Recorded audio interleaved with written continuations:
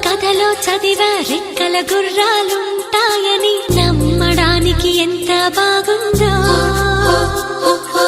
బాలమిత్ర కథలో చదివా పగడపు దీవులు